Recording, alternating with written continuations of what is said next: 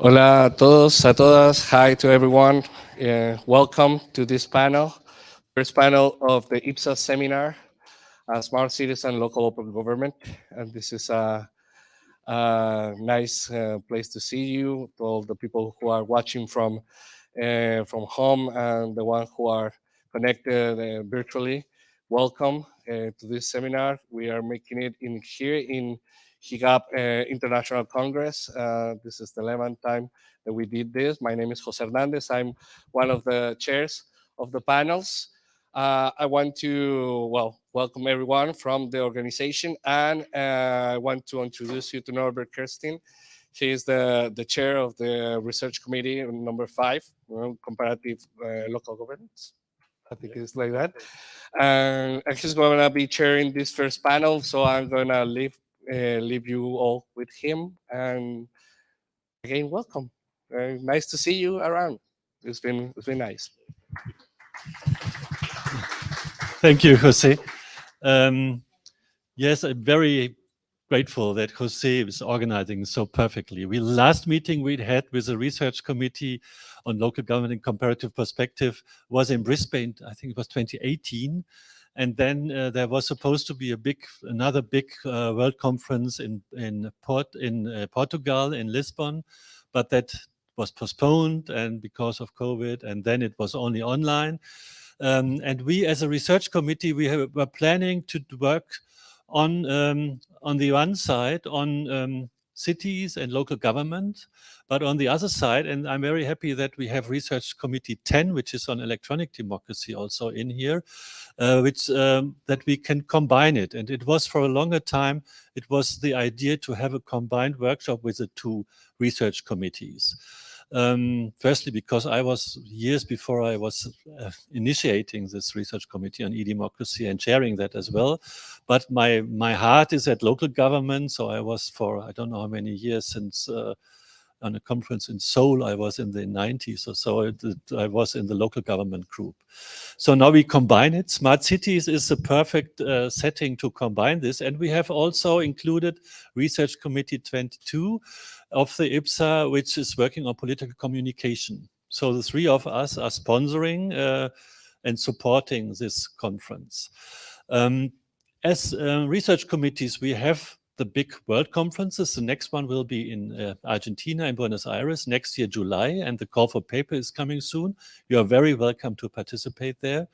We have, as our research committee, we will have something like 12 or 14 different panels, and there will be some from RC10 and some from RC22 as well, and other research committees. But it's always good to be connected, to be in this group, and I'm always happy to see some of the friends coming from all over because of this IPSA connection.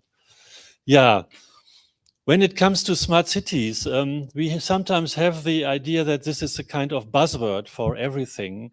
And everything is smart nowadays, smart villages, smart inclusion, etc. But first we should focus what are the main problems to solve with this smartness. And I think some of the main problems what we have today is, of course, the problem of inequalities in different countries worldwide. It's growing. It is a problem of inclusion and integration. We have mobility migration is not just a European phenomenon, we have it worldwide. It is a problem of, maybe older, I call it silver, that older people get in the OECD countries. We have more and more the demographic change, and we have more and more old people, and there has to be a system how we can care for these old people. And we have more and more problems of social networks, individualization. It's a general societal trend, and there are more. And sometimes we have the opinion that smart cities should solve all this problem, and especially one big problem, and this is the problem of sustainability. Climate change is happening, and we realize that. And if you see this summer in Europe, it was the driest ever. And in other areas of the world, we also see that there is a change, and we have to solve that problem as well. So smart cities have to solve the problem of sustainability as well. That is a very important topic. For these purposes, we find a very important very important instruments. And we find that different technological solutions like smart transport for mobility, or smart grids for electricity production and consumption, and smart architecture, smart town planning, etc., are becoming more and more popular. And this has a strong focus on technological aspects. But, and here I always like to cite Shurabi. He was at one of these very famous Y conferences where the informatics departments always are. And he has a definition following other definitions earlier, that a smart city is smart when it is including and integrating the people. So citizen participation is a base for smartness. Unless you don't have this kind of participation and online participation as well as offline participation, it won't be a smart city because it won't follow the expectations and the demands from the citizen. That's why we have this conference focusing on smart cities and online and political participation. And we have two blocks. The first block is more focusing on smart city, but also including the different aspects. It has more this perspective. And the other block is more the open government block, also focusing on smarties, but more from the participatory side. But both are focusing on political participation to a certain extent. So I'm very glad to have, we have 6 in both panels. We have 6 papers, so we have only 15 minutes. We have to be very strict, and we will allow after each presentation some questions, but the final discussion, and I promise that, will be at the end. So please note your questions you have. A question of understanding we can easily afterwards, after each presentation solve, but the rest will be at the end. And I would like to have, I mean, we were talking about participation, so please have some questions, have some discussions. We should, at the end, we should have this kind of presentation, and not just like the presentation, but we should have the discussion as well. More discussion will be, as I understand you, Jose, and again, I'm very grateful that Jose organized this so wonderful and so perfectly here in Madrid, and being in these premises, I'm so impressed. I've never seen a screen like this, I must say.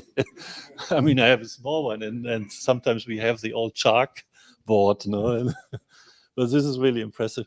And it is in this conference setting as well, and I'm very happy that you organized here, especially because I studied 1 year at this university here at political science and sociology. Again, but we will have after the workshops, we have a lunch table reserved in the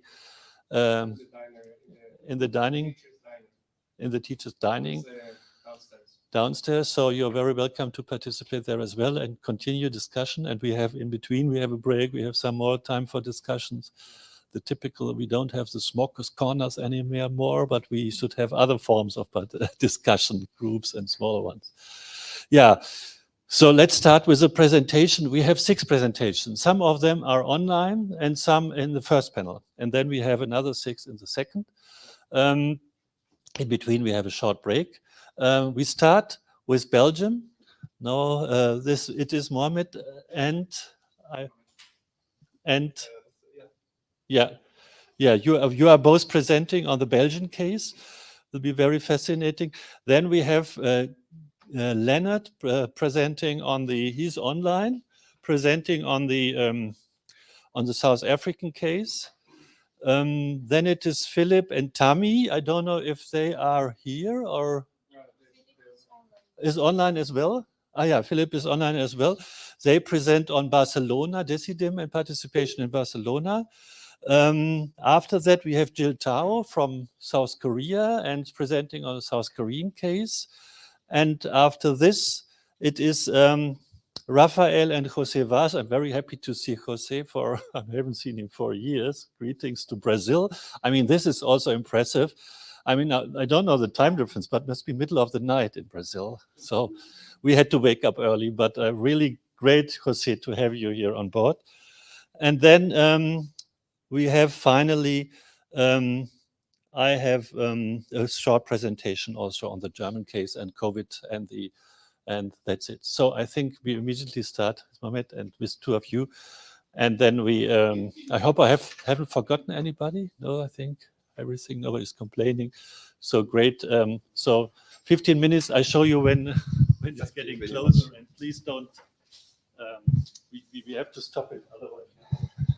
Thank you very much. Nice to be with you here in Madrid with my colleague, Mohamed Al-Saleh, IT engineer and the developer of the software, which we will present you today. We have the pleasure on behalf of our research team also to present you the results of our research project, EDLib. The abbreviation is Deliberate and Learn in Brussels. EDLib is a project which aims principally to improve the quality of collaborative learning process within municipal councils in Brussels capital region. So in Brussels capital region in Belgium, we have 19 municipalities and about 700 elected officials, councillors, who meet almost every month to discuss about important issues related to their municipalities. So in this context, so theoretically speaking, they enter in contact and communication, collaboration with a lot of actors. I mean, with their colleagues, for example, with the municipality administration, with the citizens, with another level of authority as the regional or federal level, for example. Please.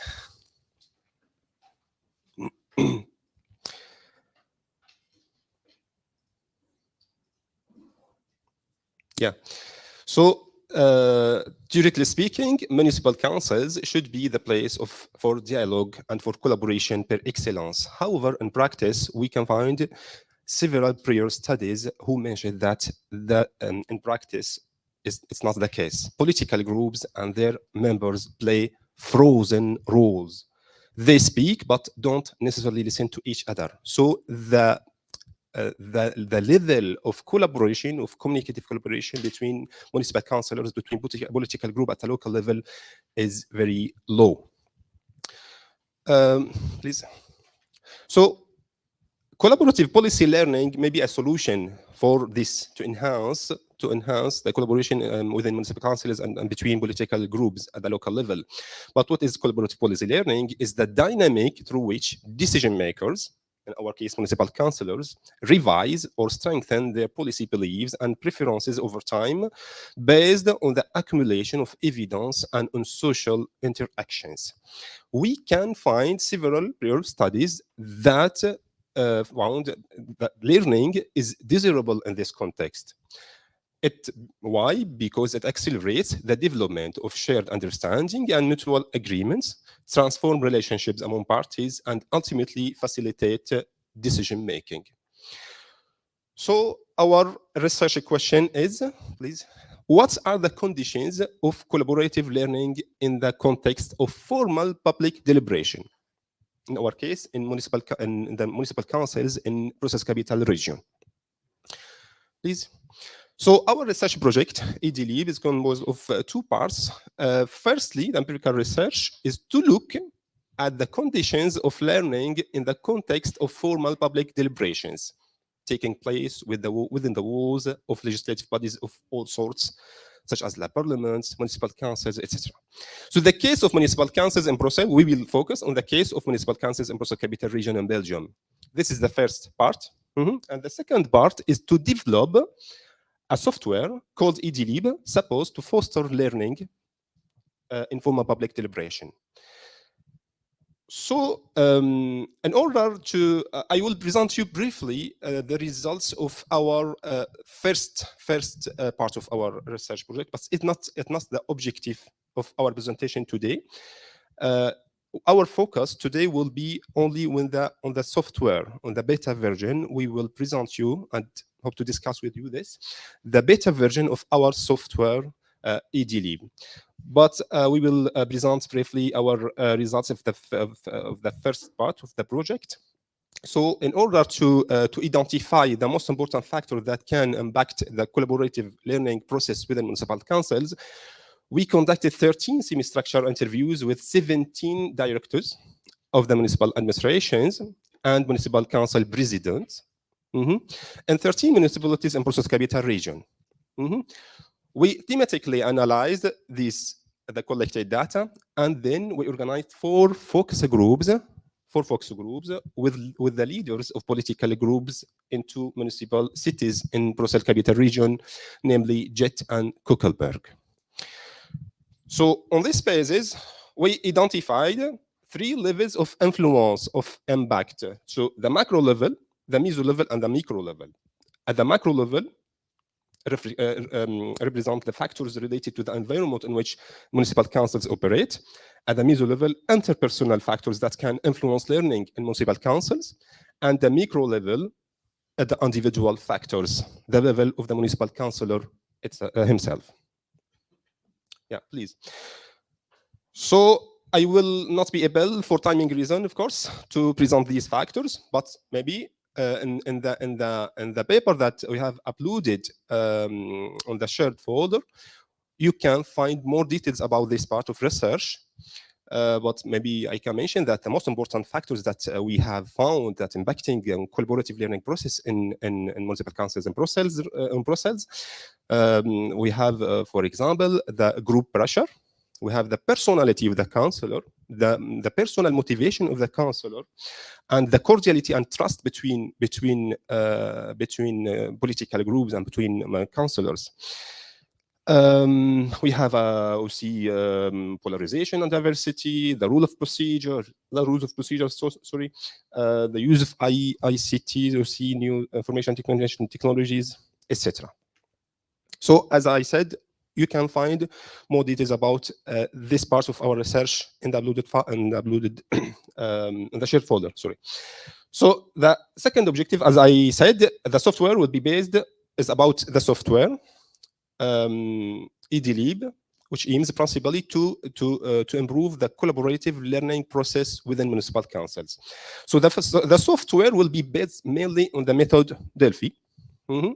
The Delphi method, a structured communication method originally developed as a systematic interactive forecasting method which relies on a panel of experts. So in our case, the panel of experts are the municipal councillors themselves. So for each project of discussion, the councillors answer questioning in two rounds. So after a first round of open questions, the software administrator provides an anonymized summary of the answers. And on this basis, he will organize a second round of closed questions to the same participants. So in this basis, the councillors are encouraged to revise their earlier point of views in light of the replies answers of other participants in the process. So generally speaking, it's believed that during this process, the range of the opinions will decrease and the group will converge towards a more consensual opinion. This is the philosophy, the general philosophy of this software. In order to show you the software, the beta version, of course, it's not the final version, the beta version, not in use in the municipality. And it's a great opportunity maybe today to discuss this software with you. I prepared a video, demonstrative video with my voice, explaining the steps, step by step, of the philosophy of our software. It's a video. Can you play the video, please? Ladies and gentlemen, good morning.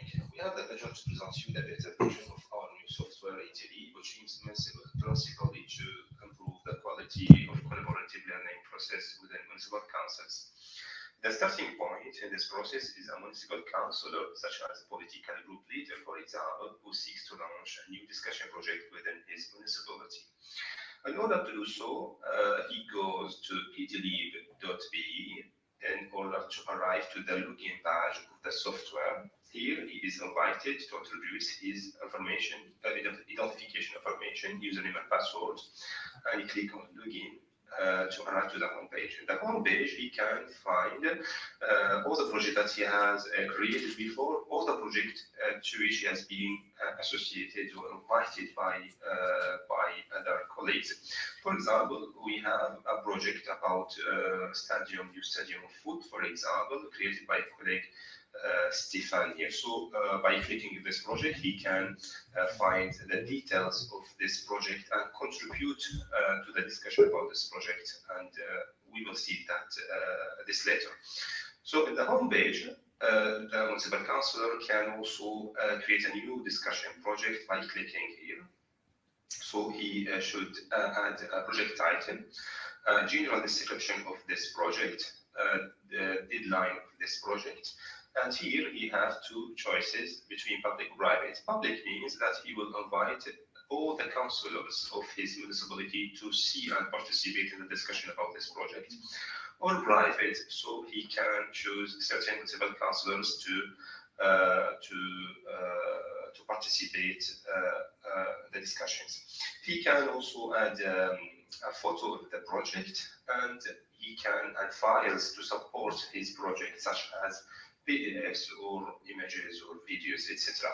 So we'd like to mention that all information in this frame are visible to all invited participants. So this frame is, the information in this frame is public.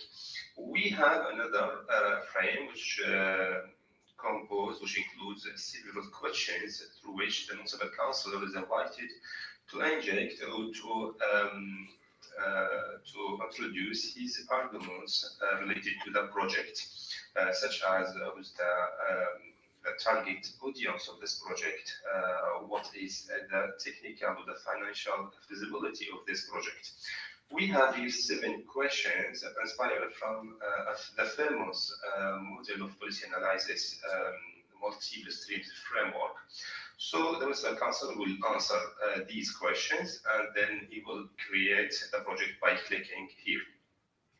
Once created the project, so the project will be sent to the administrator of ETLib in order to validate it. And once validated by the administrator of ETLib, an inviting email will be sent to all invited participants. So each invited councillor will receive a link in his email, and by clicking on this link, he will go to ETLib, and he will find the new project here, for example. A project related to a park, for example. So by clicking here, the municipal councillor will see the title of the project, a general description of the project, for example, who has been invited to participate in the discussion about this project, and he can contribute to the discussion by clicking here. He will be arrived to this page with 7 questions as per from multiple streams framework, as mentioned before. So for each question, he has the possibility either to write his answer or to record his answer if he wish. So after finishing, and we'd like to mention that after answering the question, that color will be changed from yellow to green to indicate that the councillor answered this question. So he will click on next after that in order to arrive to an overview page of his answers, and at the end of this page he can submit his answers. Idem for all the invited councillors. So finally, the responses will then be sent anonymously to the ETLib analysis team, whose mission is to aggregate and synthesize the responses received to identify the most consensual opinions, but also diverging ones. On this basis, the analysis team will build a new round of questioning, more close this time, in order to allow municipal councillors to revise, to reinforce their opinions on the basis of anonymous information and arguments from their colleagues. At the end of this process, the research team will be able to give recommendations on the most consensual opinions, but also can propose alternatives based on the responses of participants. This is ETLib in general. Thank you for your attention. Yeah, this is ETLib.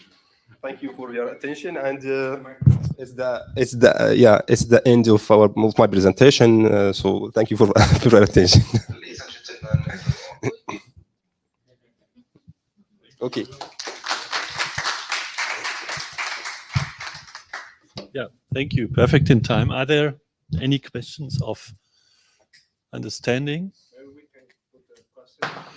Just, yeah, we discuss it at the end. And now if there's anything of our understanding, I mean, this is the Delphi method, as I understood it, that some people already knew that, how it is implemented in offline versions, but this is the online version. So if there are no questions now, I would say that we continue with the second, which is the online presentation. Actually, we should sit there. No? It's always a little bit tricky with the camera over there.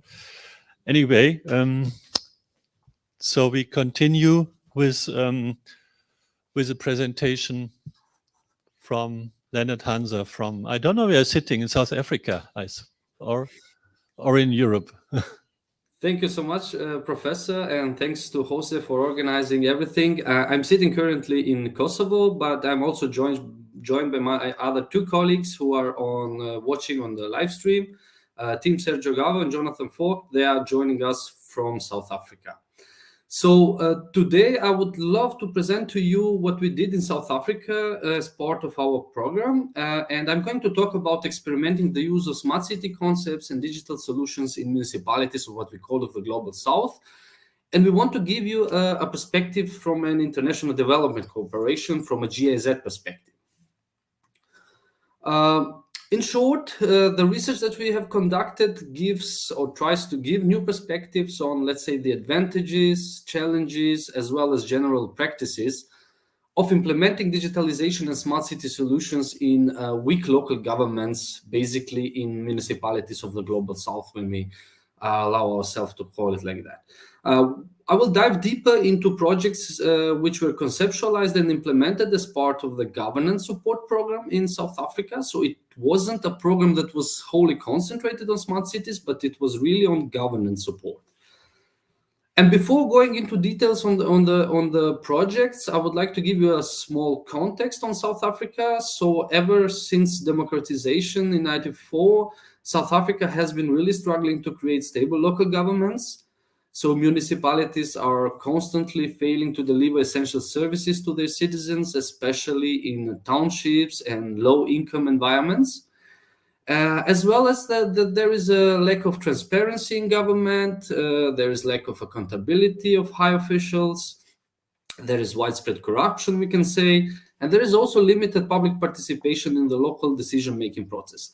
And this is the starting point where the South African push started towards promoting digitalization and the use of ICT-based tools to fulfill what the South Africans called the back to basic principles, which means to build a responsive, caring, and accountable local government. And based on this, the government support program of which we were part has focused on designing, developing, and implementing digital tools and solutions to primarily improve local government service delivery, increase governance efficiency, and strengthen this oversight and accountability. So it was swiftly that small-scale digitalization and smart city initiatives moved in the foreground of the project. When we look back at the theory, I will not go into definitions of a smart city, what it is. Professor Kesting already mentioned it a bit. So what the theory says, and what almost every author would agree in the theory, is that smart city concepts and solutions can help to improve and increase governance efficiency, improve the quality of service delivery, and strengthen democratic practices. But our question was, looking into the theories, why doesn't the theory talk about implementing this kind of solutions and concepts into, let's say, small and mid-sized municipalities, or in weakened institutional environments, for instance, in the Global South? So this was something that was very curious to us, why the whole concept of smart city is dedicated to metropolitan areas and to rich polities. We disagreed on that and said, look, we think that we can do something not on a large scale, but on a small scale, also in municipalities in South Africa. So we said, let's concentrate on frugal, small-scale, simple ICT solution, And we combined the implementation with agile, open-ended, and data-driven testing. So this was the starting point. And then when we looked into the theory, we also discovered that, okay, there is a smart city concept. Of course, there is an e-governance concept. We believe that e-governance is part of the wider smart city framework. So we started and said, look, if you want to become a smart city or a smart municipality for that regard, the first step is to become an e-government or to invest in e-government. And what we can see today on the global trend is that there is a persistent positive trend towards higher levels of e-government development across the globe, which makes it possible actually for a lot of municipalities to move on and forward to implement smart city frameworks. So what we say here is that e-governance, first step towards smart cities, and it needs to be considered as part of a wider smart city framework as well. What we did in South Africa, we implemented five pilots, five projects. Two of them I will be presenting more in deeply, but the other five I've just given a brief overview. The first one is the customer care system, which is just a simple software rollout of professional ticketing in municipalities. Then the second one, what we did is creating communities of practice. We conducted smart city workshops with 8 municipalities, and we conducted also 2 youth hackathons. And then the third project that we conceptualized was the Smart for All Smart City platform, which was part of the GIZ Innovation Fund. What we did here is we created a minimum viable product for a smart city needs analysis tools, including advice on the first quick wins. I will show you in a bit how it looks like.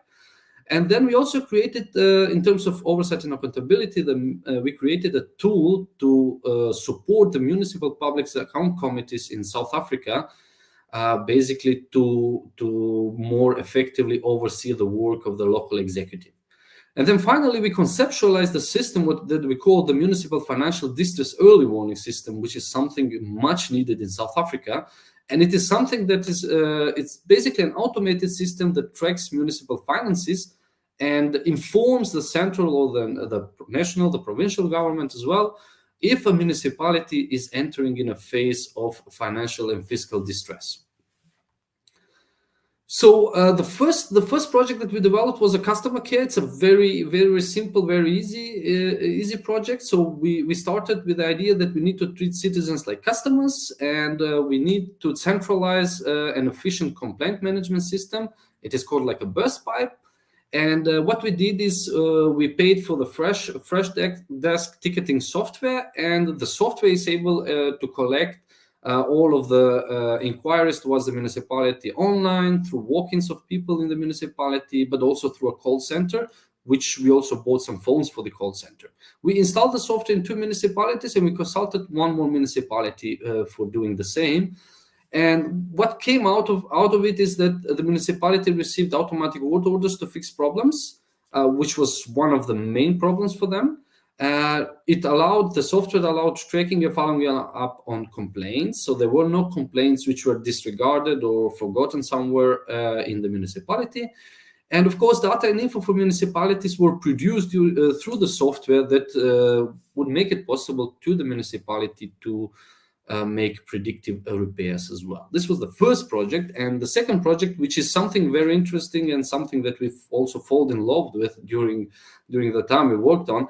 So it is an idea that would make it possible to small municipalities that actually lack resources to become a smart city, to help them first, what do we call it, like a self-assessment.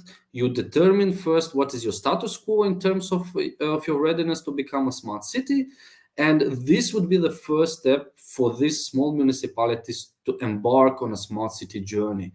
So the whole system is based on 91 indicators. 60 indicators are based on e-governance indicators, which derive from the United Nations e-governance survey, while 31 indicators are created from us, which are connected directly to smart cities. So the idea was that the app functions like a fitness app. You first summarize how are you feeling, what are you doing, what is your weight, etc. And then the app gives you advice, okay, now you do this and you do that in order for you to advance in terms of your smartness and smart city readiness. This is how an early prototype looked like. So basically you insert your indicators. You say, okay, I fulfill these indicators, I don't fulfill these indicators. The system shows you what is your overall progress towards becoming a smart city. It also gives you a progress according to the sectors. And then what we also found very interesting was the gamification element. So basically it makes it possible for you to compare yourself as a municipality with other municipalities across Africa. And this was like a system that would push municipalities to invest more and more into smart city gadgets and smart solutions. And I would swiftly move on to present you some of the key findings and takeaways, what we have learned during the prototyping phase, the experimenting of these pilots in South Africa. The first one, very important, it is possible to actually foster smart city initiatives by implementing frugal, small-scale, simple ICT solutions. Of course, it is challenging. But we should remember that the importance lies in fostering smart city initiatives, not always in having a successful pilot, which will later be used. So it is more on fostering smart city initiatives, on fostering the local governments, on thinking, look, there are some methods, there are solutions available, we just need to make use of them. And they are not always expensive. This is a big thing I like about that. And we say that the program that, okay, we test innovative tools and we build approaches to capacities, and we use these successes to actually influence national policies and to encourage scaling up in other municipalities. The second key finding, which from my perspective would be the most useful and most important, is that partners, local municipalities, especially in South Africa, often fail to take up the developed tools and use them. So we develop together the tools, but nobody takes them up and use them after, for instance, the development cooperation finishes. On the other hand, international development cooperation agencies also lack effective mechanisms to secure this local uptake, to secure the institutionalization of the tools, to upscale and to secure the long-term use of the developed digital solutions and tools. So in many cases, you develop, you invest money, you test, but there is nobody on the other hand who would use the tools. The key finding 3 that we discovered during our research and our work is very important, is that the value of experiments lies in the importance of experimenting itself and the knowledge born out of it. So what the experiments do is they create a learning process, and this is where the importance actually lies. And we say to others, everyone who wants to try it out, is that allow yourself and others to understand failure as part of innovation and learn from that. Unfortunately, in international development cooperation setting, it is not easy to experiment because there is a high pressure for the accountability of the money spent and for the results. When you work in such environments, you see that there are some hindering factors towards implementing this kind of smart city solutions. And one of them was GIZ and municipalities both working in silos. There is considerable institutional political instability mostly in these small and weak municipalities. There is often lack of partner commitment, and there is, of course, weak ICT infrastructure, data power, software, but as well as employees lacking any basic knowledge towards ICT. And there is no interest in trying new approaches as well. What helps in this situation is that you need to secure an early buy-in of municipal management. You need to secure stakeholder commitment from the national level and as well as from the local level, and you need to secure their will to learn. What is also important is that you need to have a staff that is knowledgeable and understands what they are doing, and you need to establish a close relationship with municipalities. This is what will keep you going. When it comes to capacity building, you need to have really an approach that is participatory, accessible, and flexible. We tried that in South Africa and it functioned. So when it came to capacity building, there was a lot of interested people to participate. And then you need to focus on specific local needs. This is very important. And we have only 2 takeaways for you or for us. The importance of data and analytics. So basically, once you create these smart city pilots, you're also creating a new stream of data, which we call like an ever-growing data lawyer, which needs to be used. And from the feedback of the citizens, you improve your service delivery, you expand further your smart city offers, and you receive even more feedback from citizens, which brings you into an opportunity for iterative development of what we call customized smart city solutions. So it's like a cycle that is always on, and you always keep in mind that the data is always growing. And this data can, of course, be used in forms of data dashboards, which will provide the opportunity for local governments to take evidence-based decision-making. And our final takeaway for today's discussion is that development cooperation, they might change how they work with local governments. What they usually do is that if a local government has a problem, they come with conventional solutions, which are mostly based on experiences and practices from developed countries, from their own countries mostly. But what we say is that, look, we must always look at innovative ICT-based solutions. We should avoid conventional solutions, and we should create a process of iterative testing that would allow, for instance, development cooperation agencies to directly move on and consider innovative smart city solutions instead of conventional solutions. It is only when basic ICT infrastructure is lacking that development cooperation should come back to conventional solutions. And this would be all from my side, and I thank you for listening. Thank you so much. Leonard? Yeah, it is sometimes surprising on the one side, but what we see is in the global south, especially in Africa, we have said Africa is in certain areas a front runner, not so much South Africa, although it's the richest country in the continent. But when it comes to Eastern Africa, if it comes to online banking and mobile banking, etc., they were the front runners. And African students coming to Germany sometimes say, why don't you have this kind of, why can I pay with a credit card or with a cell phone, which they have since 15 or 20 years in some of Eastern African countries. And they use it because they don't have a proper banking system. Other kinds of smart solutions for smart grid, for electricity, they are used in certain countries in Africa, and it could be much more developed. But what we see here is, in my opinion, we see the same what we have in Europe. The focus when it comes to smart cities is on metropolitan areas, not so much on middle or smaller cities. And secondly, we see if there is a solution, there is no learning in between. There is sometimes we have this instrument, it's only implemented here, but there are some, for example, complaint management. There, I Fix My Street is a wonderful software and it's easy to use everywhere. But everybody sometimes has to invent the wheel again. And I'm preaching a kind of strategy where you, on one side, allow a rollout of one instrument, and on the other side, let some other experiments go. So you have both. You have the good instruments everywhere, but then you have some experiments where you try to get a better project or a better instrument. So are there more questions now? But we have to discuss it later. Please reserve some questions for the discussion at the end. I hope we have that.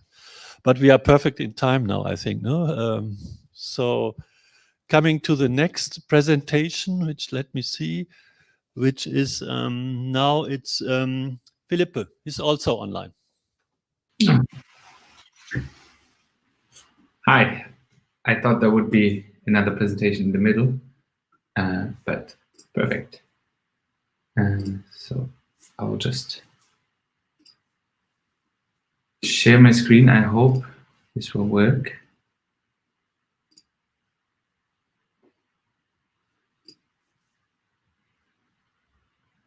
Yes.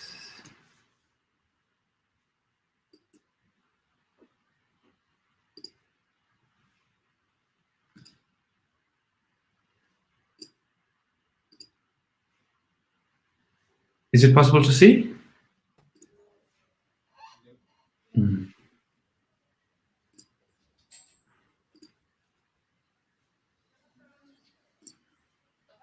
Okay, I'm sorry, I have to. Apparently, it is not so straightforward.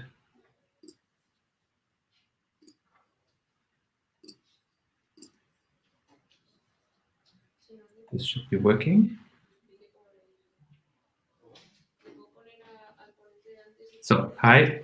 Unfortunately, my co-author, Tami Pogominci, could not join today because of another urgent thing that came up, but I see that now my slides are uploaded and working. So, I will be talking about hybrid democratic innovations and the case of Decidim Barcelona. So I'll go straight into it to not lose too much time. As democratic innovations are becoming digitized and more embedded in more socio-technical systems, all these classical forms of classifications become more and more hybridized and complex. The digitization of, but not only the digitalization, but also the recombination of democratic innovations create these novel forms.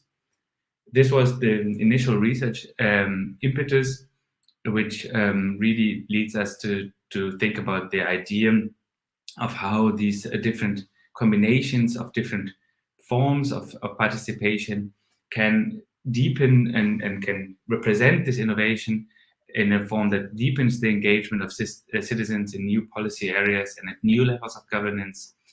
This draws on the idea that these classical taxonomies that we have in the literatures, either talking about different types of families or means of citizen participation, then become more intermingled, and that these different combinations need more academic analysis. So we have conceptualized and conceptually developed thought of three main modalities of hybridity or layers.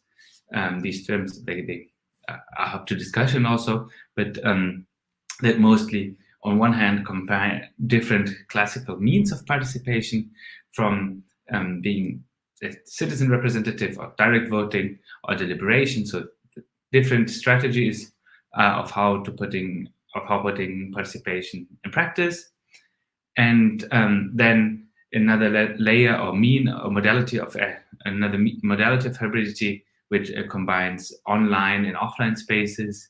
So on one hand, really tries to reap the benefits of e-participation, but on the other hand, also avoiding the risk of digital divides.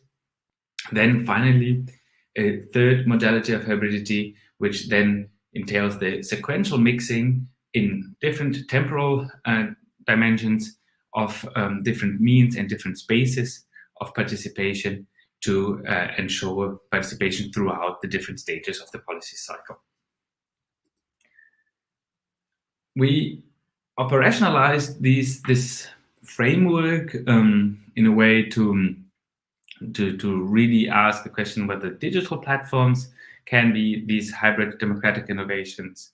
And looking at Decidim, we really wanted to see what motives and concepts shaped the creation of that of Decidim Barcelona, and what this would represent the design of something that we could conceptualize as a hybrid democratic innovation. And in the second question, we wanted to know whether these different means of participation that are then compared, how these means are compared, hybridized and across these different online and offline spaces to enable citizens to take part in all stages of the policy cycle.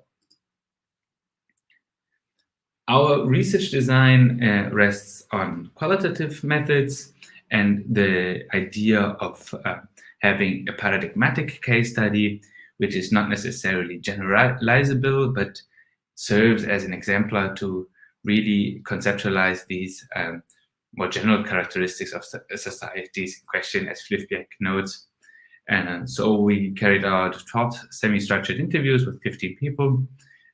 These interviewees were either directly involved in the implementation and development of the Decidim platforms, especially in the application to Barcelona, which was the first one, and obviously it remains until this day the most important one and the most advanced one.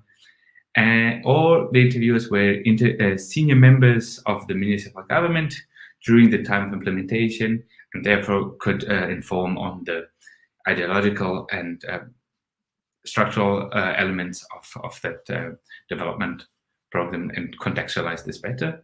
We also analyzed 31 policy and party documents that were either related to Decidim or to the other participatory process that took place and are still taking place on the Decidim platforms, or were related to the party Barcelona in Comú as participatory strategies and policies.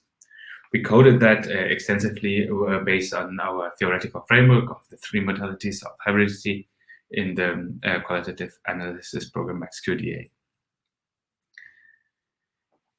Coming to the first question and the first main research question about that contextualizes this framework, how DCD was developed and in which context this is all situated. It is very important to note that Barcelona en Comú is a former social movement that became a political party.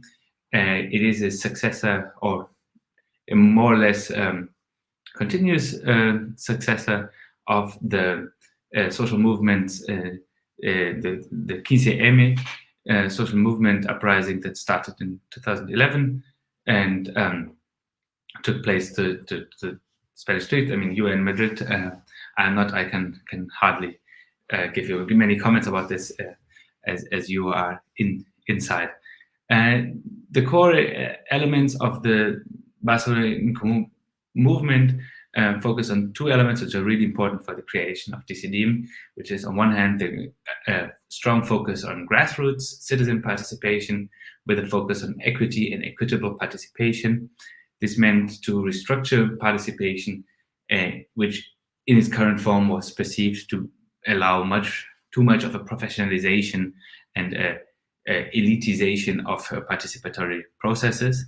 And on the other hand, there was a strong focus which dates back to the 15M movement on technopolitics, which acknowledges the primacy of technological change and the contingency it creates in terms of political power, and thus propagates ideals such as open source software and focuses on how technological government is embedded and linked to different forms of democratic control. After the victory in the municipal elections in 2016, Barcelona en Comú then tried to put these core elements of the social movement that became a political party, or sort of these core elements into action and into practices by establishing a new participatory way of elaborating the municipal action plan. And for this, the new platform DCD Barcelona was created with local technology partners such as universities or technology startups from their area. Coming to how this platform then tried to hybridize the different means of citizen participation. So interviews clearly point out that this platform was not designed to be giving out likes, but rather about generating collective debates. And many interviews at different occasions pointed out that this philosophy was really based on deliberative ideals and not so much on aggregative democracy or participatory philosophies. So there was really this notion of integrating debates and different viewpoints by allowing large comment sections between each proposal the citizens would be able to submit, and then create some form of hybridization by also drawing on other means that would then support this deliberative processes. How did other means support this? This was, for example, in the case of voting, by allowing, on one side, the attribution of unlimited support votes. There were over 200,000 supports for the proposals that citizens and residents of Barcelona could attribute, and then enrich the collection of proposals by giving them more weight or less weight. And at the same time, there was also limited voting, so that citizens could attribute funds to participatory budgeting, and therefore forcing decisions to be made on limited resources, and also enriching the deliberative processes. But the core idea still remained, not turning this into an aggregative proposal, by meaning that citizen proposals that would pass a certain threshold would automatically be considered or not. So the deliberative aspect behind each proposal still was quite relevant for it to be considered in the final proposal or not. But I will be coming back to that later. Citizen representation and ordinary citizens representing other ordinary citizens, to put this into brackets, was a key guiding principle and also a supporting means. So citizens, the expertise and the resemblance that they provide in policy making by drawing ideas of different social perspectives into policy making were strongly mobilized as a mean. And one way that this was put into practice within this overarching deliberative logic was by randomly drawing citizens out of the register and inviting them to participate, to really involve those that were not previously involved in participatory processes and strengthen their voice in these processes. So this also went hand in hand with the questioning of the professional participation councils that existed previous to the new government, by trying to put less focus on the formalized ways of citizen participation, which had become quite professionalized over the years, and rather focus on disturbing these systems towards new forms of participation and towards involving those that had not been participating until then. Secondly, the hybridity across online and offline spaces constitutes a major innovation, but which is also closely intertwined with the other modalities of participation. And this idea of creating a blended online-offline space that really reaps the benefits of participating in online, while at the same time mitigating digital divides. The reaping the benefits was done clearly through using the platform for more transparency and traceability of how policymaking took place, and allow citizens to have a central database for all contributions that citizens made, and tracking them throughout the policy cycle from the moment they were put on the agenda until they might have been implemented or not. So this really allowed citizens to have this feeling of what their time has been good for. And on the same time, another key benefit of e-participation is to allow this asynchronous participation. So that also, for example, as one interview pointed out, that this might break the gender gap, because many women that have different time constraints, especially due to domestic work, were not able to participate previously, but now could participate from their home. That was at least what many of the interviewees pointed out. We unfortunately did not have the data to confront this, whether this was really taking place. And at the same time, there were serious measures taken to mitigate digital divides and to create publicly accessible computers, have ICT classes in a system of adult education or lifelong learning centers. And the more important measures were also taken as allowing that those that still would suffer from digital divides or third level digital divides would be then able to participate offline in one of over 400 meetings and have their contributions and their proposals digitized, so that the proposal would be taken up and could be part of deliberation online. So they would be able to participate indirectly. Moving on, the hybridity also really touched upon the different phases of the policy cycle. So these different hybrid forms were always reassembled and in a certain fluidity across the policy cycle.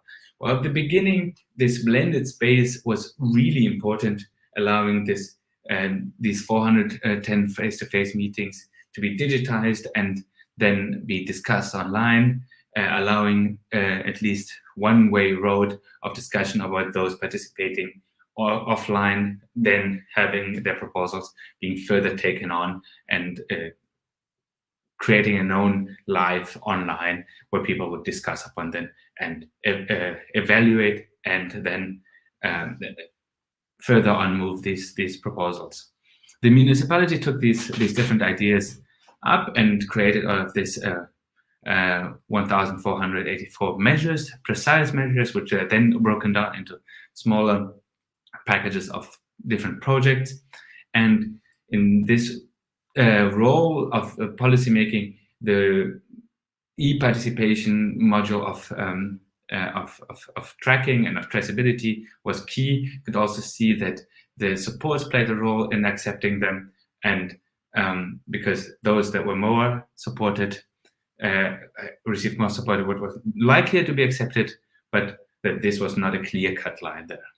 So you can see here how these proposals track through the entire policy processes with the traceability, and also this includes also the implementation of the processes, which then could be tracked.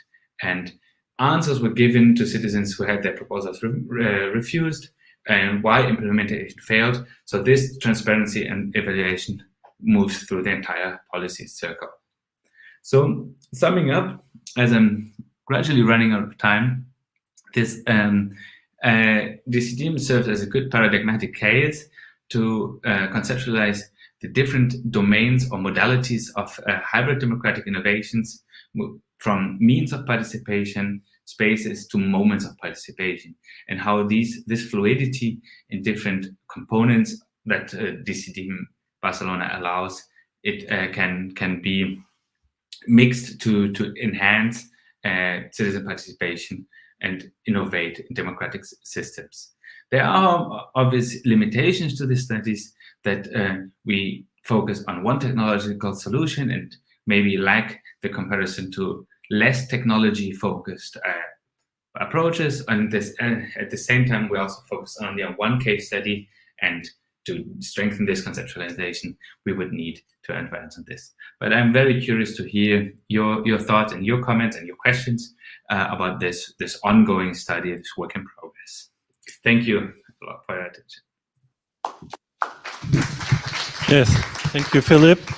I mean, there are two things very relevant. One is, I remember the studies exactly to this deliberative processes, and there were results from, I think, 4 or 5 years, a paper on that already, which said if you have very good discussions offline, like in Barcelona, and when you have it in the real world, the quality of the discussion are also good in the online world. I mean, we all know that we have this enclaves and hate speech online, etc. But we have an instrument called Deliberative Quality Index, and this could show actually also it was shown in the Barcelona case, that these two different cultures, or these two different fields, are supporting each other. And if your quality is good here, then the quality is also good online. That was one result. And the other one I already mentioned, hybridity is relevant and different forms. And we have this DDD project, Direct and Deliberative Democracy, since 10 years. And how to sequence it, that's a question. How to bring the different instruments together. And there is not one fits all result. I think there are different, depending on the context, different resolution. So thank you very much. I'm sure we will have a lot of discussion on this at the end, and also during this day. So now, sorry, I mixed the Jill was supposed to present, but now it's your turn, Jill. And I'm going to ask if I can actually stay at the terminal. Is that okay? Because okay. Yes, Martin Green.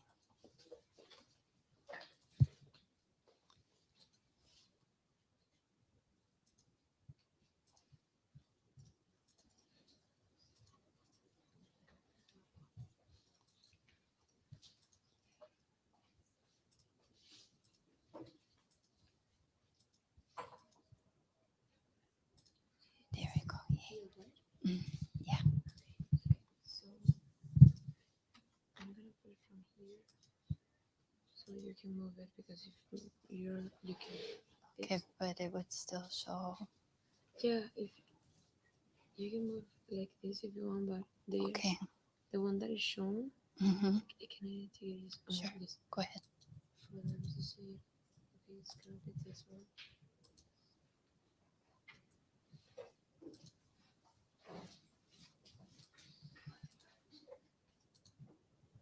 This is for them to see it too.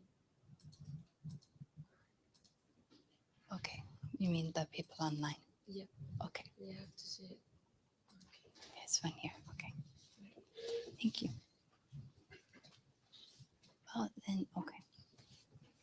Okay, good morning. And thank you again to Jose and Norbert for putting together this symposium. Oh, sorry. Yeah, there we go. So my topic is going to be a little bit different. I think the things that we've been looking at so far have been looking at specific implementations of technology or technological experiments at the local level. And so I'm going to be talking about something that's already happened from more of a policy perspective. I'm going to be talking about South Korea. And South Korea, as you may know, was one of the early adopters of smart city technology, and it was ubiquitous. It was something that was done at the national level and then implemented at the local level. And this was sort of done simultaneously with attempts to make Korea's economy greener in a sustainability sense. So I'm going to talk about this sort of conflict of goals, how it was implemented in South Korea, and some of the political implications that have resulted. So I am from Incheon National University in South Korea. I know, don't adjust your screen. I don't exactly look like I should be, but I am. And, oh, go ahead. They can see it. Oh, Just one.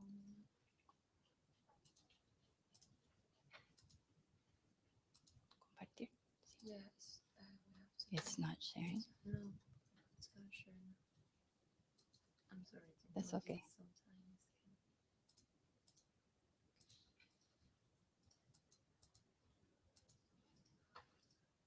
¿Está bien?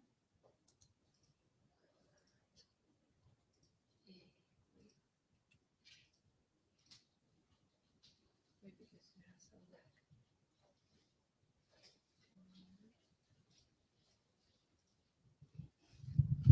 It's a little ironic. We have technical difficulties. I'm sorry. A ti sí te quedó así también, ¿no? Sí, acá igual. Puedes traducir puedes ponerlo igual y reducimos el. Sí, es porque yo cogí otra pantalla. Vale, que antes se ha hecho perfectamente. No sé por qué. Porque lo cogí todo. Un momento. Vale, creo que ahora sí que funciona.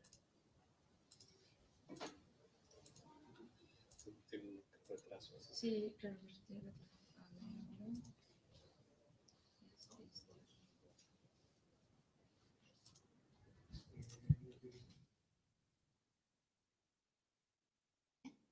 A ver, ahora. A ver, ahora. Sí. Solo un Sí, momento. sí. Como con retraso. Sí, sí. A ver. Claro. Yo creo que sí. Pero es que ya lo Oh, arreglé. ahora. Ok. Ahora sí. Ah, Ok. Eso está bien. Okay.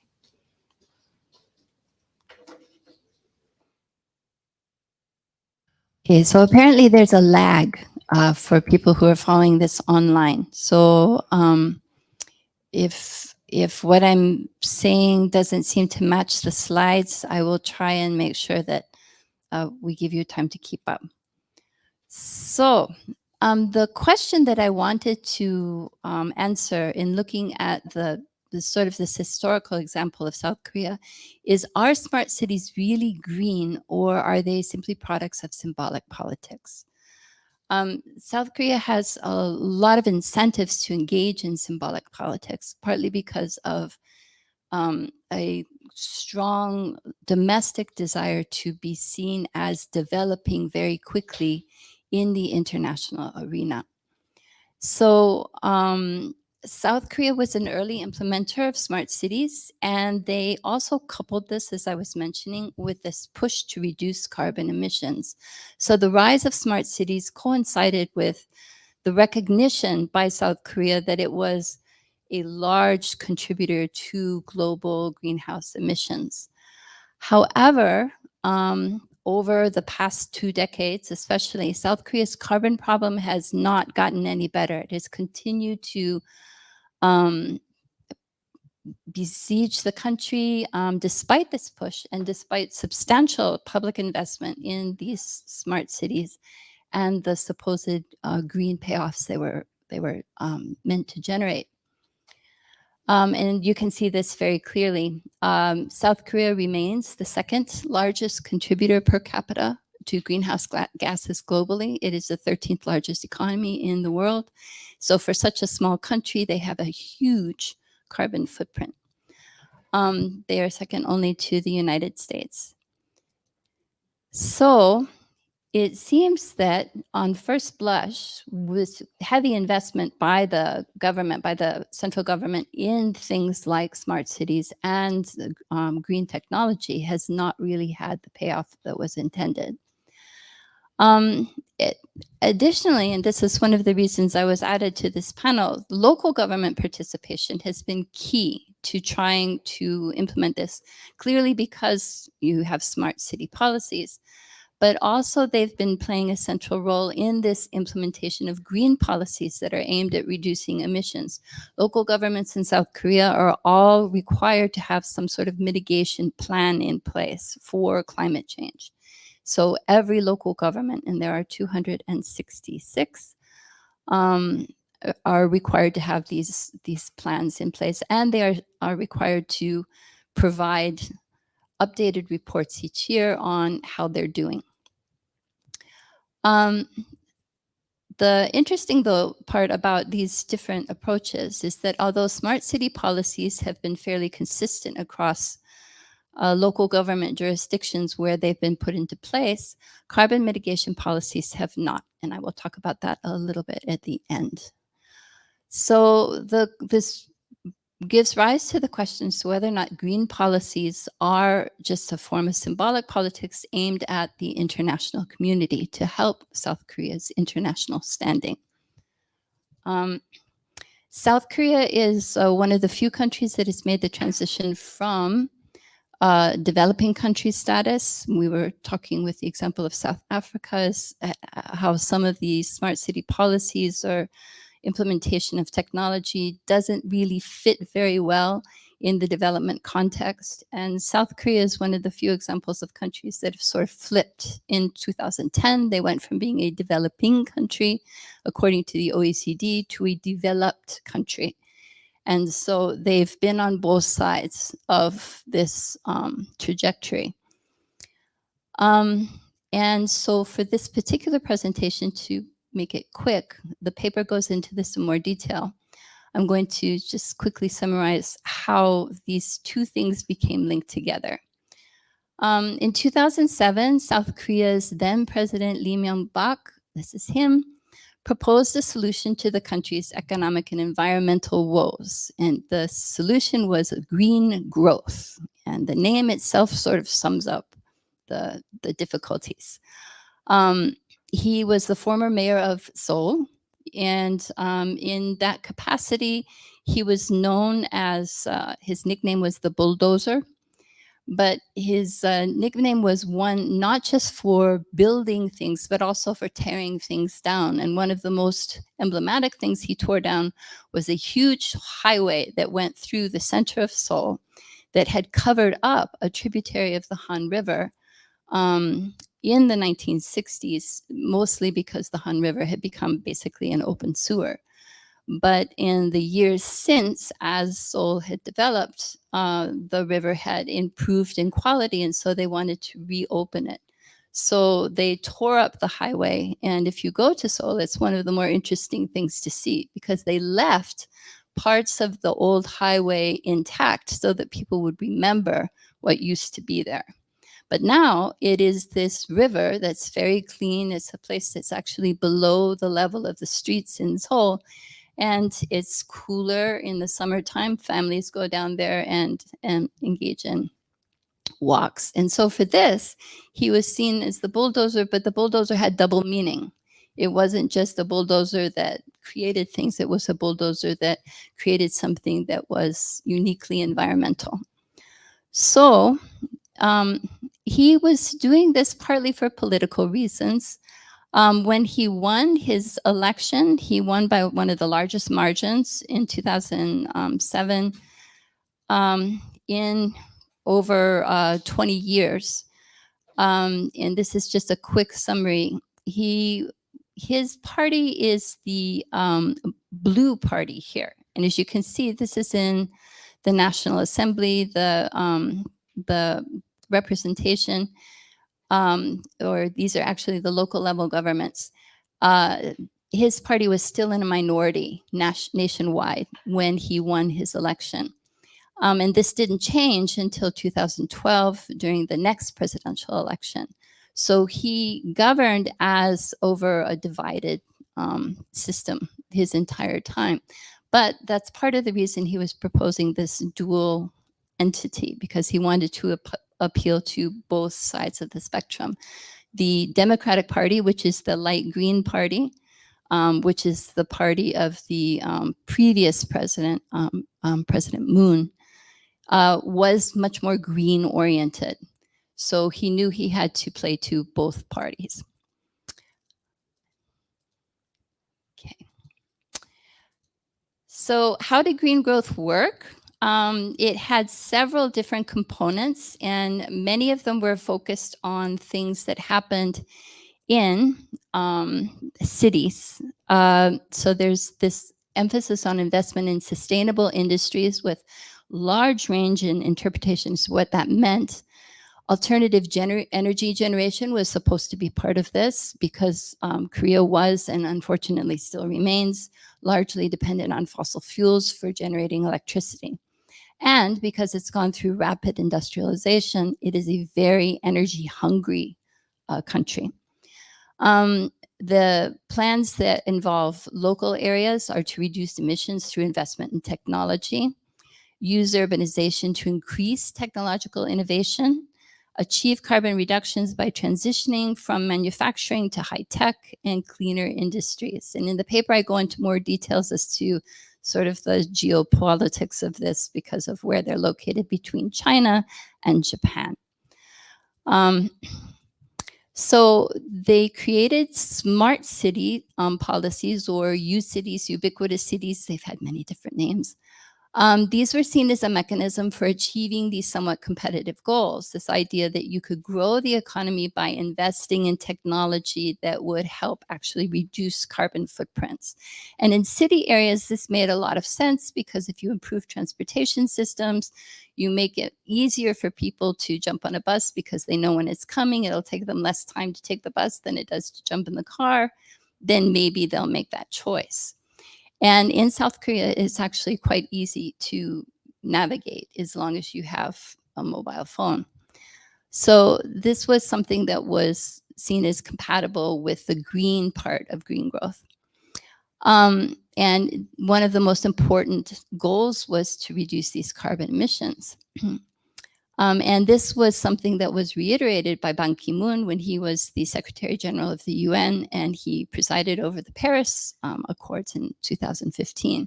He noted that this was something that South Korea really was dedicated to doing. And as you can see, this was their goal as articulated in 2014. This would have been the business as usual production of greenhouse gases, and this is what they were supposed to reduce to in 2020. That is not where South Korea is. South Korea is somewhere in between, but that's largely due to COVID, not necessarily because they were on a trajectory to reduce. Okay, so is this political symbolism, this green growth? Smart cities had to be implemented at the local level. And as we saw with that previous election, the local level was not always of the same political party. So they had to negotiate. They had to negotiate between the central and the local levels. But key to this idea of symbolic politics, and I'm using Murray Edelman's definition of symbolic politics, is the idea of distraction. You engage in symbolic politics when you're trying to say, hey, look at something shiny over here. Have people discussing things while you're actually focusing your money, your intentions on something else. So the idea of distraction is important, and you distract the public from other tangible activities that the government's engaged in. And key to this is this idea of condensation symbols. This is what Edelman talks about as being very good for this because they embody contradictory things at the same time. They offer the perception of a societal threat at the same time as they offer means of safety. So if you can get a discussion going amongst the population that you have something the government's trying to do or a government entity is trying to do that does these two things at the same time, people will pay a lot of attention to that because it generates discussion, and they won't necessarily be paying attention to what the government is really doing behind the scenes. So this is sort of emblematic of what was going on. So Korea, remember, remains a very energy hungry society. And as you can see here, the blue and the brown and the green are all, well, and not the yellow. The yellow is nuclear. The red, as you can see, is renewables and it's increasing, but everything down here is natural gas. The blue is coal. South Korea's energy sector is still largely dependent on coal entities. And in the paper, I go into why that continues to be the case. Fukushima, of course, plays a role in not having nuclear end up being a bigger part. That was an original proposal. But the increasing dependence on coal remains problematic. So was green growth simply condensation symbols and symbolic politics? Not really. And I make this argument in the paper because of this unusual role that local governments play in South Korea.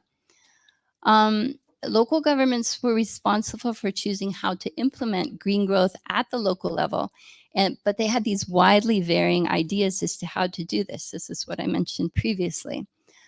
And the national government was responsible for approving these ideas and also helping to fund them. And the national government pretty much just said okay to everything because they just wanted to get local governments to participate in these kinds of green growth activities. But they didn't attempt to synthesize this in any sort of way. They just sort of said, okay, you guys came up with this idea in Busan, you came up with this in Seoul, you came up with this in Incheon, go for it. But they did come back and hold local governments accountable through those mitigation plans that I mentioned. And so they were held to account for meeting emissions targets that they had outlined in their plans, even if their local projects were more growth than green. So that was sort of the kicker that held together these two sort of competing components. And as you can see here, this is also in the paper and it's very small and hard to see, but these are all the major metropolitan areas, as well as everything with a do at the end is a province. So these are provincial level projects.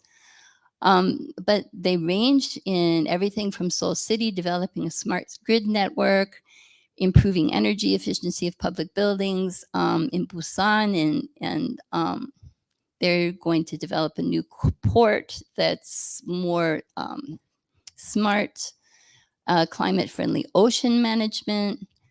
How that helps reduce emissions, we're not entirely sure.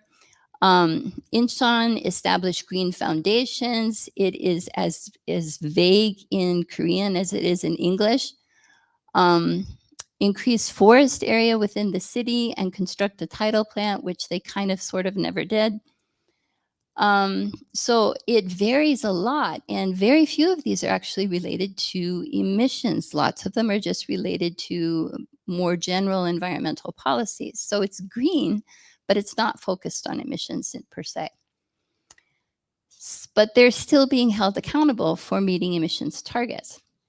So this led to the 2020 accountability moment when all the local governments in South Korea unanimously called on the national government to help them achieve these targets. So the national government helped to tell everybody, okay, you can do what you like, but they weren't necessarily coordinating. Now they have this pushback from the local government saying, look, you're making us do something that we don't have the capacity to do because we don't really have control over the things that are causing emissions problems. You have to do something. So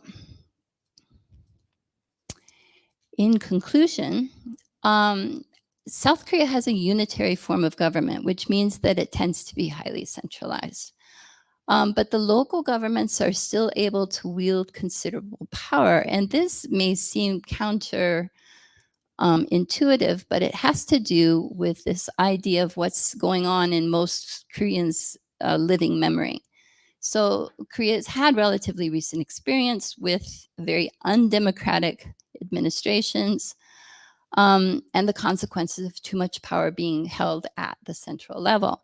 So local governments take their roles very seriously in South Korea.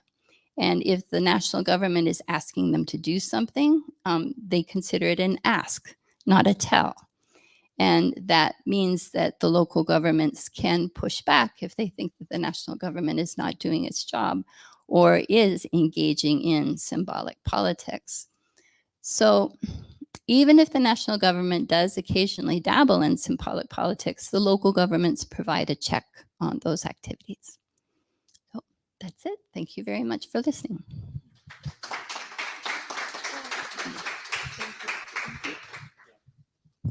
Thank you very much. I mean, there are some very important points. Actually, one is that we realize that symbolic politics are not only when it comes to participation. We have a lot of symbolic participation sometimes. That's my impression. And we have to be careful and evaluate it and see for the integrity of the different participatory instruments, if they are pure symbolic. But also when it comes to a sustainability project, we have some white-green elephants sometimes, and they are not even existing. I mean, they are just on the paper. And we have it also when it comes to digitalization. We have some instruments which are looking very nice, but they are not rolled out or they are not even existing properly. And they're just also kind of white digital elephant, if you want. So coming now to Jose. Jose, greetings to Brazil. And it's up to you now. Okay. Hi, everybody. And thank you, Norbert and Jose, for organizing this seminar. I'm very excited to share with you this research results we have done here. I'm José Carlos Vaz. I'm from the University of São Paulo, Brazil. And I will present you our research about the access to technology and democracy in smart cities, studying the digital inclusion public policy of the São Paulo municipality. I will share my screen with you. Just a minute.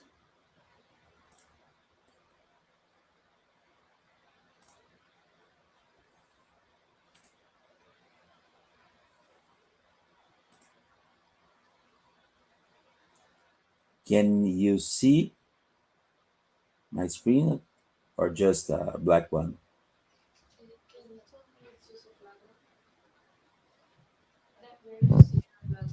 We just see a black one. I will do another try.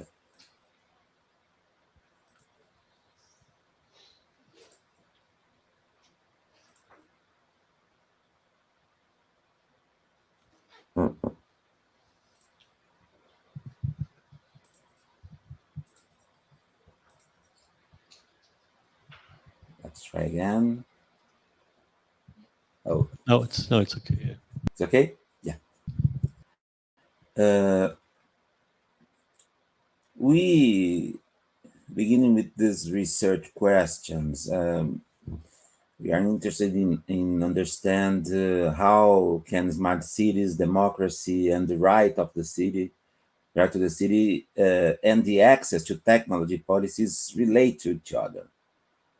So we started to asking ourselves how the digital inclusion policies are related to democracy and to the right to the city in smart cities initiatives or in cities where there are strong smart cities initiatives, or at least a discourse. And we choose the São Paulo municipality digital inclusion policies, and start analyzing this from this point of view.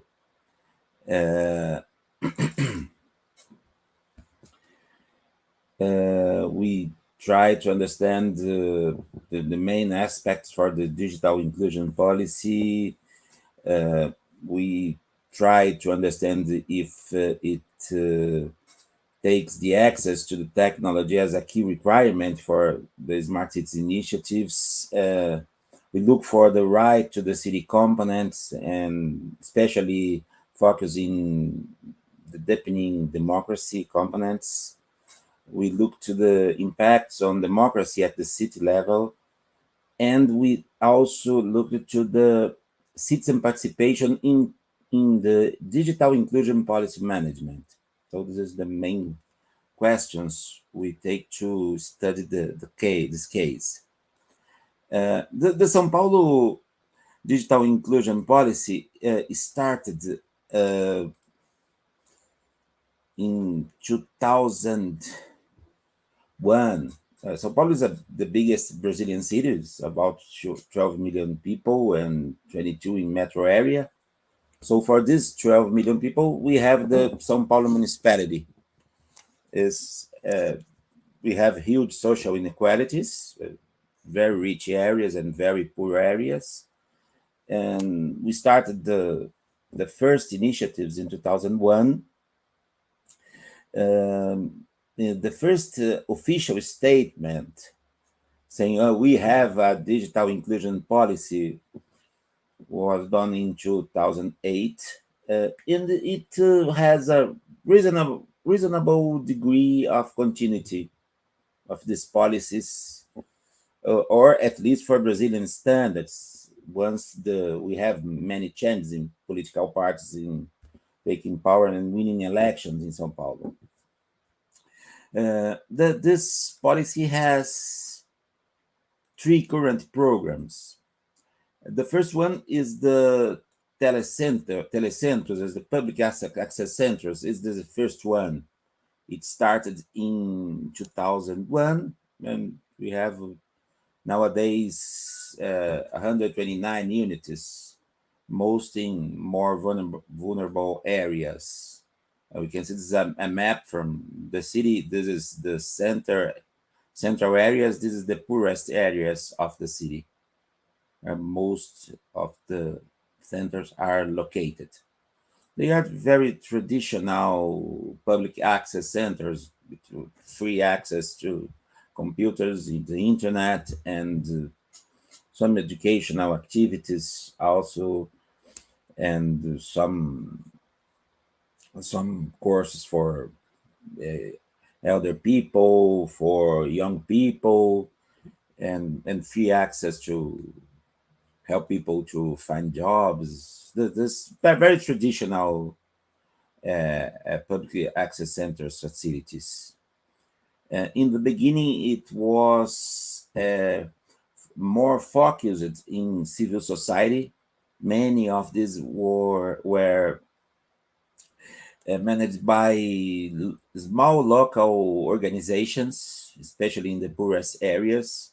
And civil society has these groups has a strong power deciding what kind of activities will be held in these facilities, etc. But after some years, it become more centralized in government, and nowadays they have a big NGO that manage the most of the units. The second one is the free Wi-Fi in public space. This is called the Wi-Fi Livre. It was free Wi-Fi. Started in 2014 and has probably this number has changed a lot, but this more than 600 access points in parks, square, public facilities, just free Wi-Fi. It started as public funded initiative, but in recent years they changed this for initiative that is funded by advertising, etc. And the third one is the public digital fabrication labs, the Fab Labs. It started in 2015. So there are 13 labs with 3D printers, 3D printers, laser cutting machines, this kind of digital fabrication resources. The idea is to provide access to new digital manufacturing technologies for individual and collective projects. So they are, you have, it's not totally open. You have to make a kind of submit your project, your initiative to use this. There are 3 programs, not small ones. The public access centers is quite big, more than 100 unities, and the Fab Lab is more focusing on innovation and providing an idea of innovation to the digital policy program, digital inclusion policy. For analyzing this, we developed an analytical framework. Let me change here. Just like this, I go up to understand. Well, we look for the smart cities and democracy and the idea of the potential impacts on democracy for smart cities. We studied the most important digital inclusion aspects, so the access to ICT infrastructure, digital literacy, and the technology appropriation, and also the digital inclusion purposes.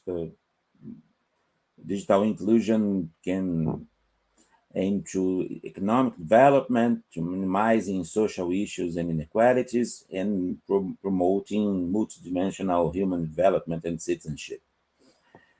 And we also looked into the right to the city movement, looking for its main components. So basically, we have international conferences or international platforms that made some statements, charters, platforms proposing some components for the idea of the right to the city. And we put this together in this analytical framework. So it's more easy to understand when you read our article. We look for evidence that combines these aspects, components, and purposes in some way. And after this, we made some interviews with managers of the digital inclusion policy and made some content analysis in some official documents. Of course, there is some limitations here. We just interviewed the managers, not the office, but they're not the officers or not the users. We intend to do this in next phase of the research. And to summarize our findings, we find first the components referring to citizenship and political participation have the fewest records in our content analysis. And it's demonstrated for us that is not a real priority for the digital inclusion policy. It's more based on an idea of technology access that focused on solving very specific problems, especially social problems and inequalities, but less linked to broader objectives for political inequalities in the city. So at least underrepresented groups are not favored by the digital inclusion policy in terms of political participation or new spaces. So there is a very fragmented view of the use of technology. The smart city policies in São Paulo are not connected to the access technology policies, or have very weak connections. And São Paulo is the leading city in smart cities indexes in Brazil. But the city has the leading position in the rankings and a strong digital inclusion policy, but with few connections with them. The city has also an open government policy, but it also have a low degree of articulation with the digital inclusion policies. And for the other policies, but regular public policies in the city, there's a low perception of the contribution of the access to the technology to strengthening these policies. In terms of the governance of the digital inclusion policy itself, in fact, there is no concern about this. It's very centralized. They share most of the responsibility with this big NGO that is in charge of, or the NGOs that are in charge of the initiatives. And there were including setbacks on this. In the very beginning of the Public Access Centers initiative, they have the management councils where the local communities have a lot of power to decide about each particular center, but it was discontinued after 2004, and they never tried to do this again. And then, as a final finding, in fact, the digital inclusion policy focuses on a vision of the citizens as technology consumers and not as political active citizens. So it's more focused on individual access for private purposes, but do not encourage political participation in a more expressive degree. Oh, these are our findings. I'm glad to share it with you, and I'm open to your comments and suggestions. Thank you very much.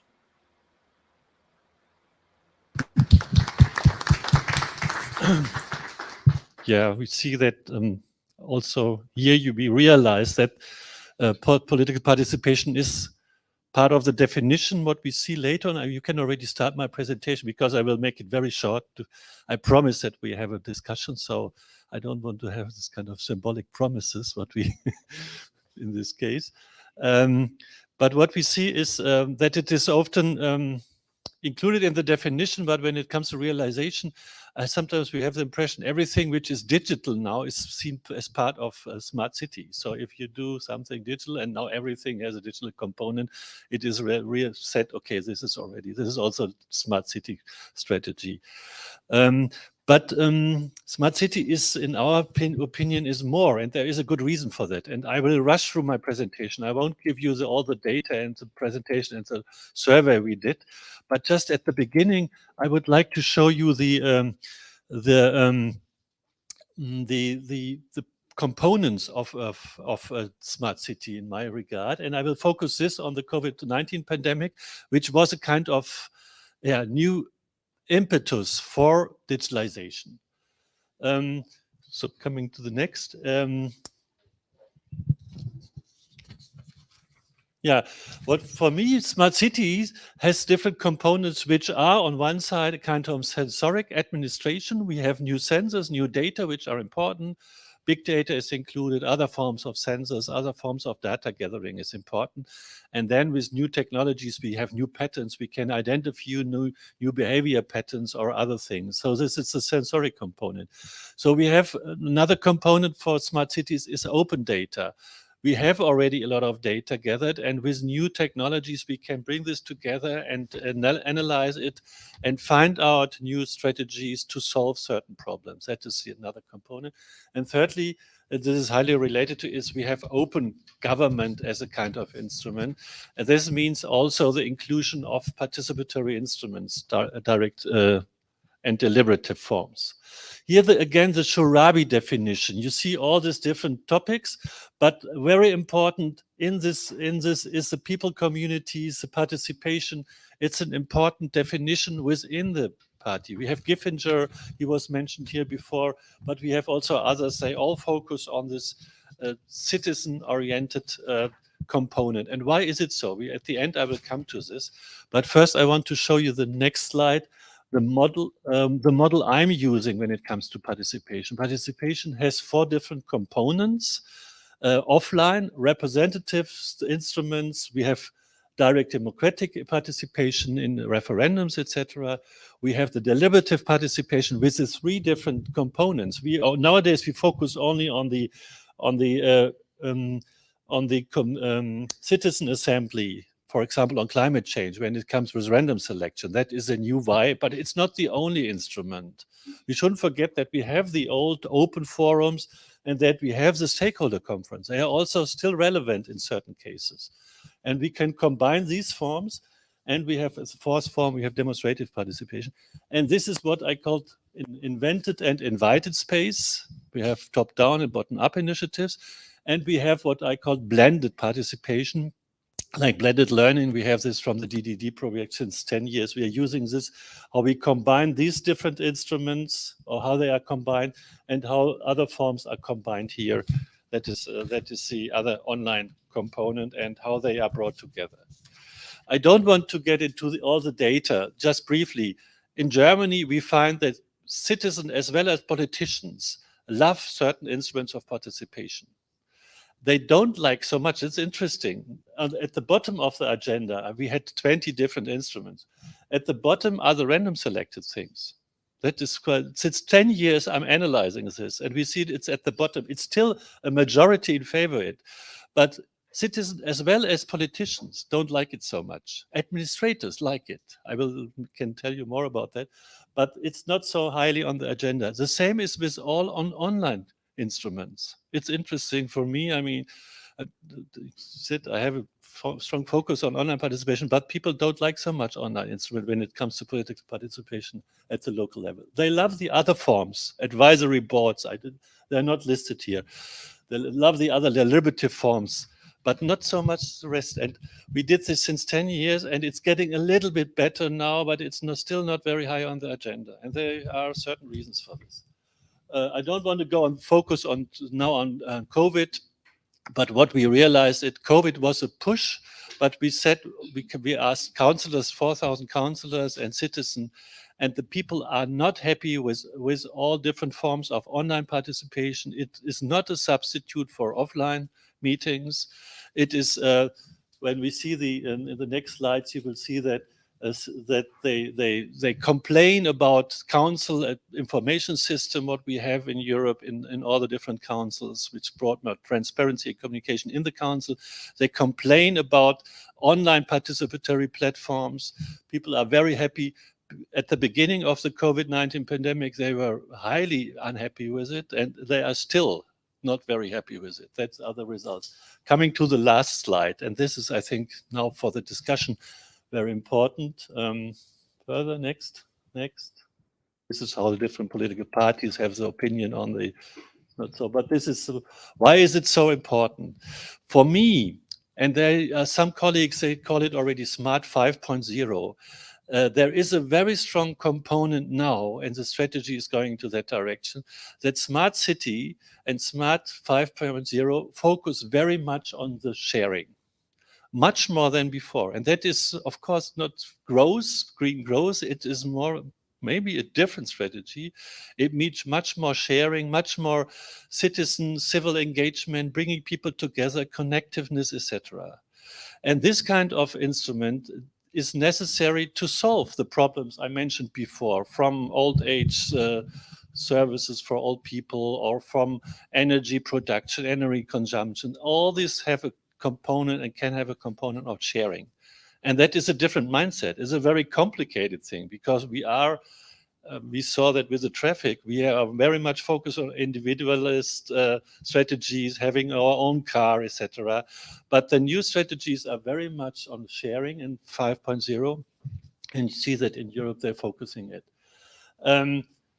For these smart cities, we need also political participation. For this kind of bringing the people together in the production and in the consumption area, we have to need much more feedback loops. That means more participatory instruments for monitoring, complaint systems. You mentioned that for South Africa. But also for planning, we need new instruments. Crowdsourced planning, crowdsourced monitoring. We need more transparency, etc. And that's good with the internet. And what we realize, we have not only a lack of infrastructure. I mean, Germany is incredible. I mean, here you have 5G, but we are still struggling with it, even when you are living in bigger cities. We have fiber optic is in my city. I'm living 100 meters from the city centers, or not 100, 1 kilometer, sorry. And we have, the whole city has 5% fiber to the home. We have fiber to the suburb, but then you share it with thousands of others, and that's very slow. So infrastructure, software is lacking, and we have a lack of what I already said, of internal council information system and external communication online platforms. There are some existing, but we should roll it out, and we should use which is working, and so we should develop new instruments as well. And last but not least, I think here decentralization and the local and even the sub-local level is important. When it comes to the future, now with the energy crisis, I mean, we'll have to focus much more on heating system in the neighborhood, focusing on the neighborhood, sharing different research. Not only car sharing, but also other forms of sharing become more important. And this is a different consumption pattern. It's very complicated. It's a cultural change, and a wicked problem, how some people say, because it's much more complicated than other administrative strategies. But this is now my final word, and now I promise that we have a discussion. But there are so many points. Yeah, please go ahead. Thank you very much. All the presentation really very interesting. I would like to begin maybe from the final presentation. It's very interesting when you said that citizens in Germany are not doesn't like very much the participation or political participation during. Yeah. No, they don't like the randomly selected stuff. They like participation. They like participation. They want participation, but on the list of the different instruments. Okay. Which is very much on topic. Is the Belgium? You have plenty of these new randomly selected municipalities. They are not so high on the agenda when it comes to citizens and to the politicians. Because why I said that? Because during my interviews with the president of municipal councils in Brussels, for example, I noted that practically speaking, so the elected officials are not very favorable for enhancing participation of citizens. For several reasons. One reason is they are afraid to use this citizen participation for political orientation against the majority or against the opposition, for example. So they said sometimes, how to say that, citizen participation is used to put the majority in difficulty. To assembly, for example. And another thing, maybe another reason, they said that political participation or the level of political participation by citizens is not very high. So maybe at the maximum of levels we have, for example, 100 participants. And 100 participants doesn't represent a representative a representative number for population at the municipality. For example, we have Schaerbeek in Brussels, about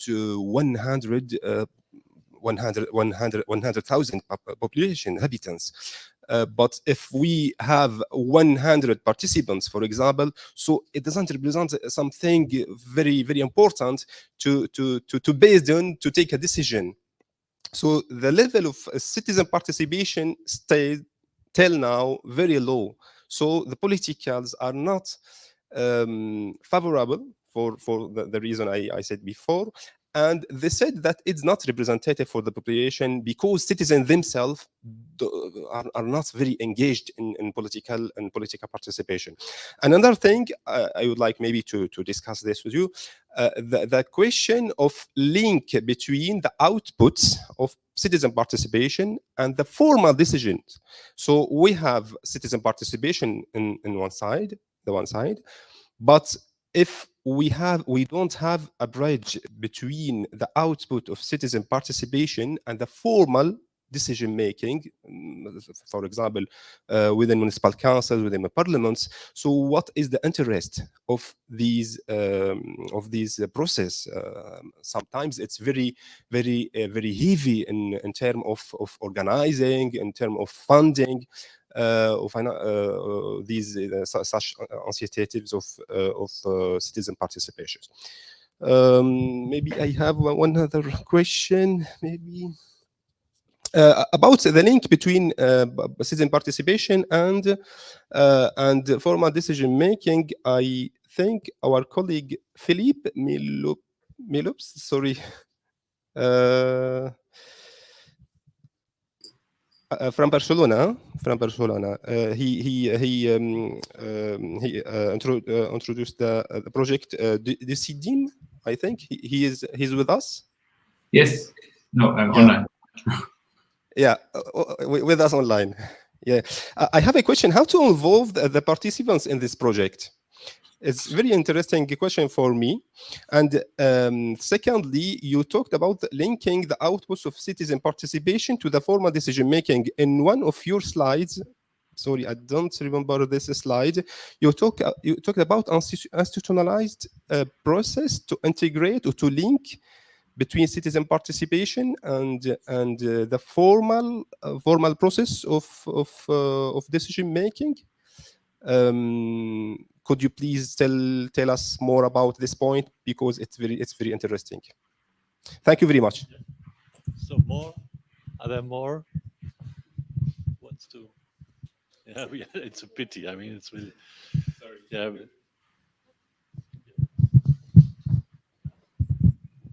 Thanks so much to everyone for their wonderful presentations. I have a lot of questions, but I guess trying to make them relevant to more than one speaker. I have a couple of questions I think that Philippe and Norbert might be most relevant to, but maybe they came up in some of the other projects or papers as well. So one question would be around, and maybe it's less applicable in Germany, but I think in Barcelona, about language and how you manage multiple languages during consultations, whether they're online or in person, and the impact of that on participatory processes. In Canada, where I come from, it's a really big deal because we have, especially things that are happening at the federal level, very strict official language legislation that the government has to abide by. And that really impacts the way that participatory activities can unfold, and in some ways limits it as well. And then the other question is about, I'm really intrigued by the arguments around hybrid and online and offline.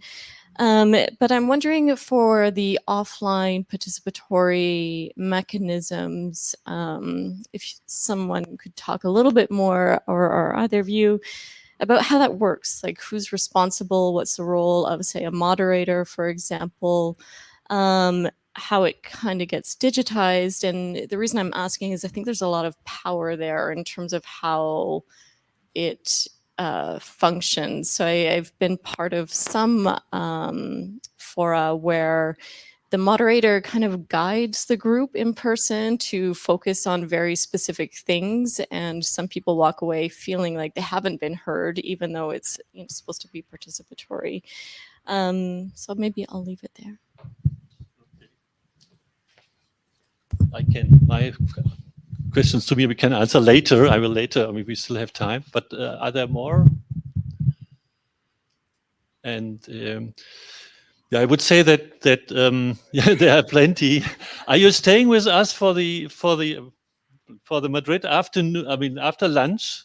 So should we do it afterwards? Jose, what are you recommending? I mean, should we answer them now, the questions, or We have a coffee. We have a coffee outside. So it's Can we do it after the coffee break? Is it a possibility? Yes, maybe we have a good idea. They don't look so.